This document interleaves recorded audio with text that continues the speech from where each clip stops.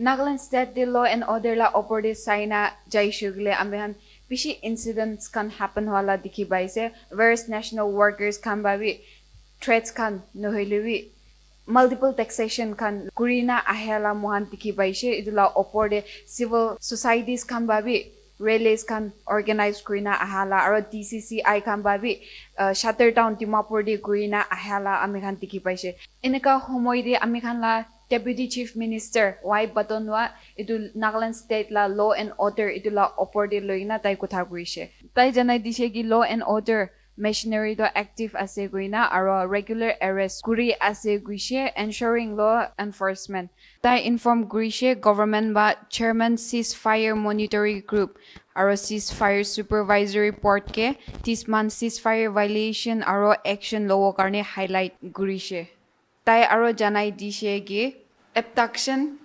kidnapping, noiliri violations of arms act, alak factions kange, sub ge police forces kanwa regular arrests sal por guina ahese guina tai janai dishe. Aro tai guishe gi crime situation kan hoiliri mohala state te sub under control de se guina. Itu eklan hoy tai extension of ceasefire aro mohala state te disturbed area declare grala aro alak groups la 15 designated games thakala opor diwi tai kutha guina se I to la reports I saw. First of all, I want to congratulate you for your maiden first sitting as the Deputy Speaker. I want to also thank the Speaker for admitting my notice calling the attention to matters of urgent public importance on matters pertaining to ceasefire and law and order situation. While thanking you also, Mr. Deputy Speaker sir, I want to also express my displeasure on the time allotted for the questioning hour. We have no other business. At least question hour time should be extended so that we relieve our sorrows, our pains, and we will be relieved with the answers. Because we're not doing this in our own, in our own interest. We're putting every question in the interest of the general publics. If we continue this, there will be a total uprising among the publics as well. So in future, I want to request you to be more generous in the time allotment. Because today you see, star questions, we have only 19 questions so far. Out of 19, only 7 were entertained. The rest 12 had gone lapsed. Yes, if it's lapsed also, we can take it up in the next because the provision allows, the new amendment 2023 rules and procedure of business, it allows. But still then, every question has its own time. Therefore, it will be good in future if we give such time. And one more thing, I want to apprise the leader of the House and the Speaker is, during assemblies, it will be very good if you give notice to all those ministers to be in station so that they answer the questions given to them. I agree with our Forest Minister. We feel sorry for him. We wish him the fastest recovery. But due to his non-availability, being sick, taking treatment, I had to withdraw my one very important question that is based on areca nuts and timber and along with the dermatics. This is one very important question. I had to keep it as temporarily withdrawn. Therefore, I want the Speaker to give strict instruction to all those ministers who are not sick to attend assemblies and entertain the questions. I asked for time because yesterday my start question number 8 pertaining to Home Department was lapsed. And while taking these chances, I wanted to give a brief statement on ceasefire. Now, why did I ask this question, Mr. Deputy Speaker? Is in the backdrop of what has happened in Manipur. This should be a wake-up call to us. Looking at this incident, if we don't take corrective measures, and start acting upon, then we'll be in a big problem. If we don't start preparing now, it will have far-reaching consequences. The ethnic clashes that happened in Manipur, it's been 1 year, 4 months already. Till now, there is never ending. How did it happen? Why did it happen? Are very important things to study. Ethnic clashes between the Kuki and Zo and Meitei happened. It is out of control, and it has been happening for more than 1 year, 4 months now. It continues. It has taken nearly 300 lives, and maybe in a few days from now, it will cross. But the astonishing thing is, more than 400 weapons, automatic weapons, along with ammunition, have been stolen. Until now, the state of Manipur is under recovery, but they cannot recover. They have recovered nearly 3,000 weapons, but no ammunition. Today, if we don't do a tribal composition in the posting and transfer of strength of DES and police personnel in our state, if there is a mutiny, God forbids, but if there is an ethnic clashes, what will happen to our state? It will be worse than Manipur. I appreciate the Chief Minister, the leader of the House. He has admitted that Nagas has gone beyond control. Individualism, groupism, tribalism, so on and so forth. Now, when I look at the answer, number 2, the reply was Nagaland Police Department does not have a comprehensive transfer policy covering the constabulary, non-commissioned officers, non-gazetted officers, and gazetted officers. When I saw this answer, I was shocked, I was surprised. 78 years of statehood. We have the best officers, IPS officers, the most learned officers in our state. Until today, they could not bring up a comprehensive transfer and policy, posting policy in the state. Therefore, I want to request the Deputy Chief Minister under his leadership to bring out a comprehensive transfer and posting policy for the state. Now, in annexure, when you go as per the strength of the DFs, it's quite shocking. This is why I wanted to apprise the Home Department that they should start doing some exercise.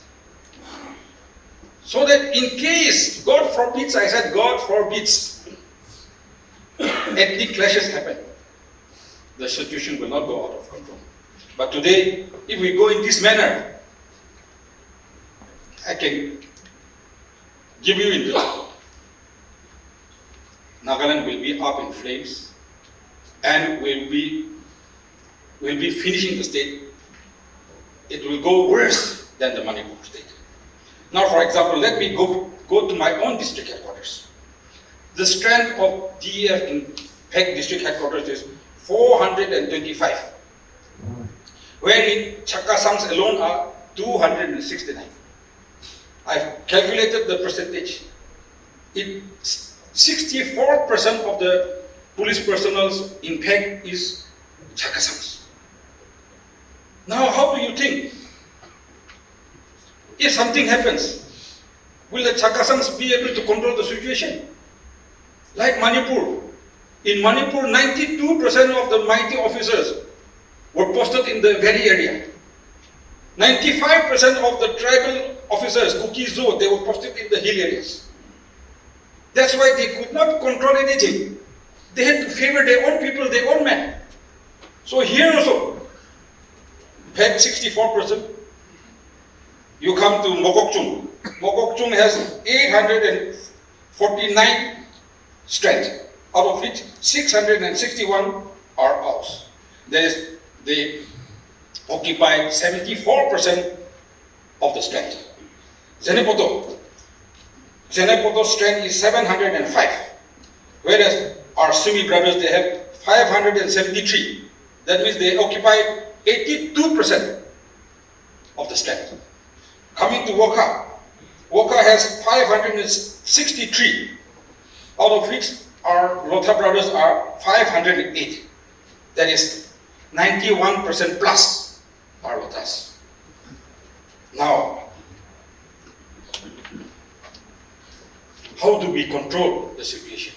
I don't know how the officers are going there and controlling things.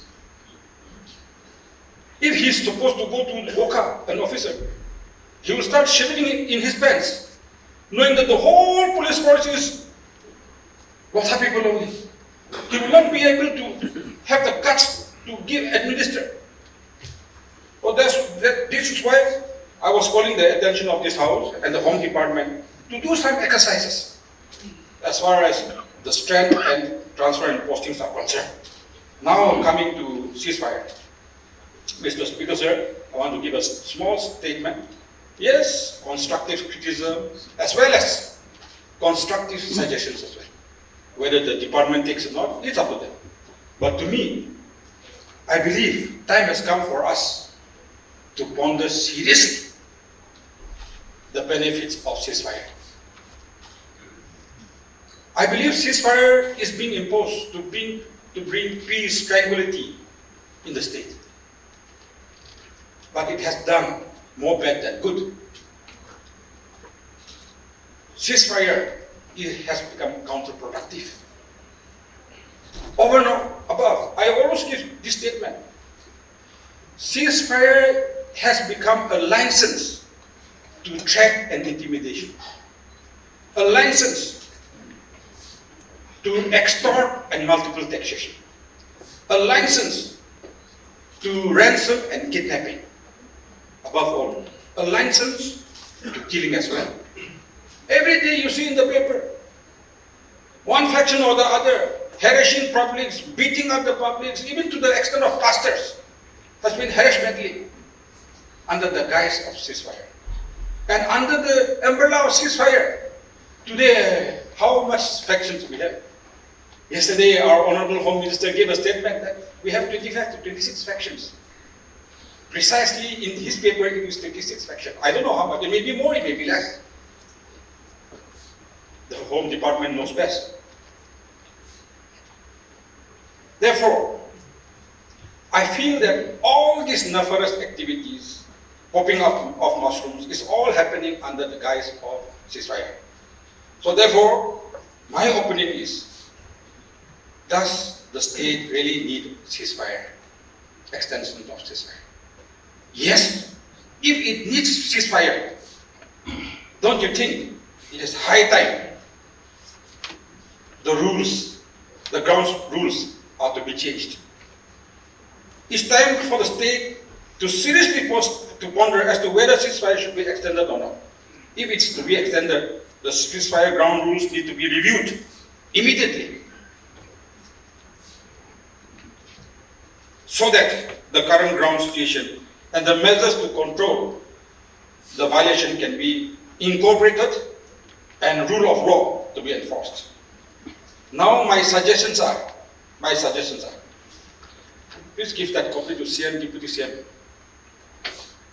Suggestion 1, the ceasefire agreement signed with the 5 groups as of now do not have any sustenance, allowances, or any other mechanism for compensation to the armed civil cadres of these groups.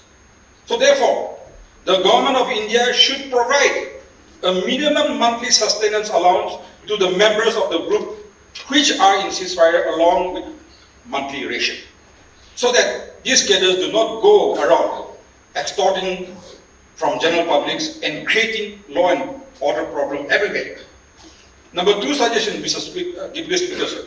Instead of having just one person as the chairman of the ceasefire management group or board, it should be comprised of 3 regular committee members, commissions comprising of army, police, and a civilian person. And Mr. Deputy Speaker said, for the benefit of the House and the audience here, we don't need retired army officers. We don't need retired police officers. We have present smart army and police officers. Those retired are redundant. They have no power. They cannot do anything. The other day I went through the statement of the ceasefire monitoring group. He was confused. He was beating around the bush. He did not know exactly what his powers were. Trying to shift blame to the ground rules only. Ceasefire monitoring cell should also be within the control of the state government. Since it is above the state government, government has no control over them. That's what I see. If I'm subjected to correction, of course. Number 3 suggestion is to immediately remove all individual ceasefire officers from Dimapur and instead have a single building structure, ideally based at Kohima, should be created for proper and smooth functioning. Wherein the ceasefire chairman, committee, and all its staff, all can be grouped or housed in one area. This would also help in better coordination and quick disposal of ceasefire violations. The security to this building structure can be provided by Nagaland Police, Assam Rifles, and logistical expenditure can be borne by the Government of India under security-related expenditure, a scheme under MHA. All such groups which are not in ceasefire agreement with Government of India needs to be dealt strictly. I repeat this very important point, Mr. Deputy Speaker. All such groups which are not in any ceasefire agreement with Government of India needs to be dealt strictly as per the law of the land. Such outfits needs to be banned also. Number 5, members of all such groups which are not in any ceasefire agreement should not be a part of NNPG groups or any other groups. The government needs to give strict directives, number 5 point. Number 6, the government needs to give strict directives to all the other 25, 26 or 24 sections to stop issuing parallel orders and directives to the general public immediately. Or the publics are confused. Which order to follow? We have a mandated government headed by our dynamic chief minister. So I think order should be given by this government and no other government. Last, but not the least, the role of the state government should be crystal clear. As of now, it is full of contradictions, paradoxes, and last but not the least, real rule of law need to be enforced. Thank you, Deputy Speaker, sir. Mr. Deputy Speaker, sir, I rise to give statement on the calling attention to matter of urgent public importance under Rules 54 pertaining to ceasefire and law and order solution in the state.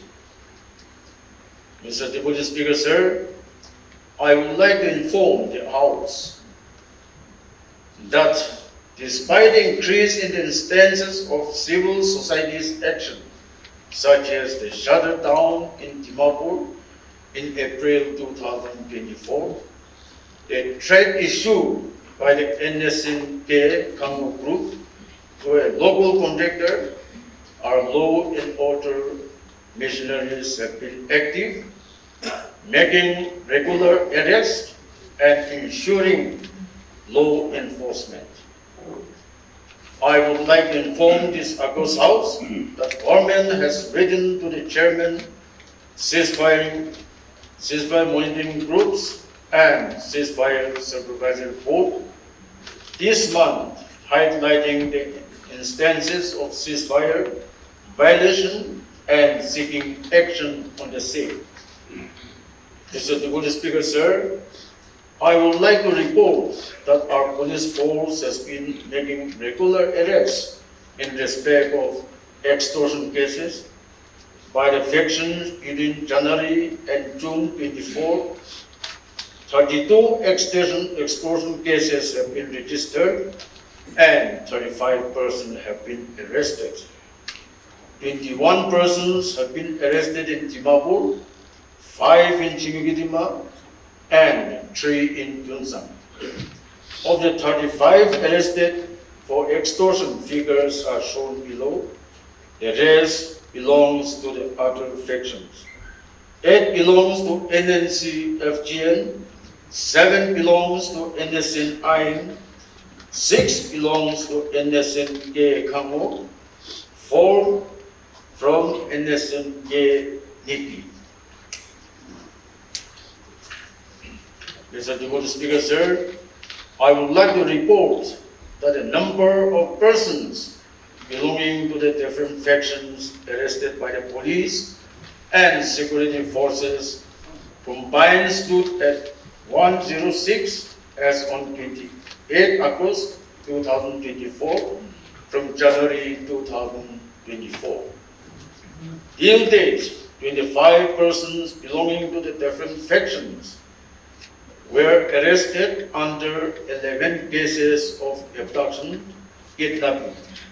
Till date, 26 persons belonging to the different factions were arrested in relation to cases for violation of Arms Act.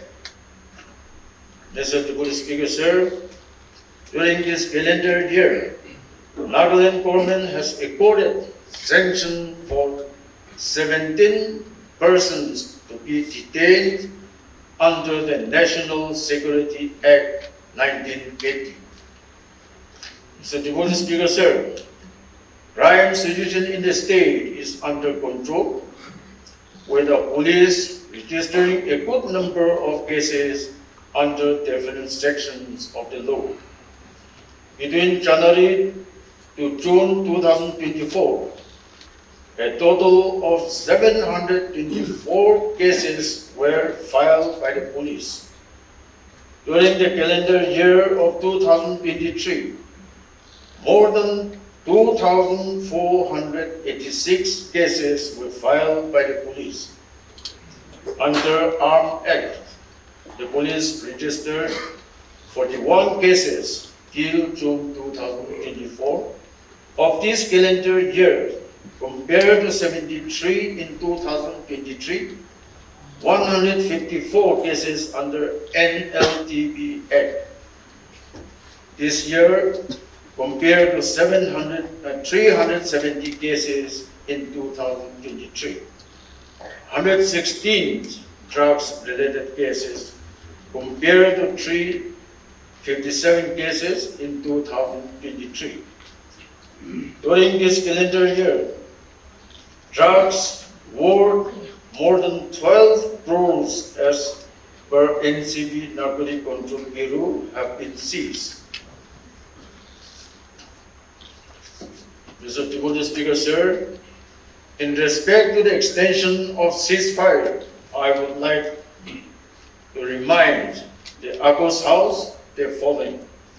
For the NSCNR and NSCNK, NSCNK Kambo, NSCNK Niki factions of Government of India extended the ceasefire of NSNR and NSNK KN for a period of 1 year with effect from 28 April 2024 till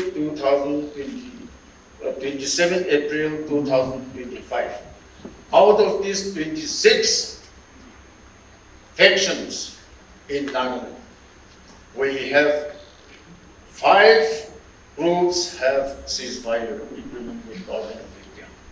21 are yet to get ceasefire. Ceasefire review meetings are held periodically in the state, the last one being the CFMG and CFSP meeting dated 27 March 2024 to highlight and give in check any violation to the agreed ceasefire ground rules. Mr. Deputy Speaker, sir, in our state, certain pockets have been declared as disturbed area under Section 3 of the Armed Forces Special Power Act 1958 for a period of 6 months with effect from 1st April 2024. 8 districts, namely Dimapur, Newland, Chimukidima, Moon, Kifiri, Loklak, Peg, and Beren district in Nagaland. Police stations, Kozoma, Kohima North, Kohima South Zabza, and Kezocha Police Station in Kohima district, Mangalumpa, Mukukchung, Longtho, Tuli, Longchim, and Anaki, C Police Station in Mokokchung district, Yanglok Police Station in Longlen district, Handari, Champang, and Ralan Police Station in Mokha district, and Katashi, Okoto, Sataka, Soroto, Znyokoto, and Akanato Police Station in Znyokoto district. Mr. Deputy Speaker, sir, we have 15 designated camps for different groups. A summary of designated camps may be seen as under. 9 NSN IM camp, 3 NSN KN camp, 1 NSN R camp, and 1 NSN Niki camp, 1 NSN K1 Congo group. Total 15 designated camp we have in our state.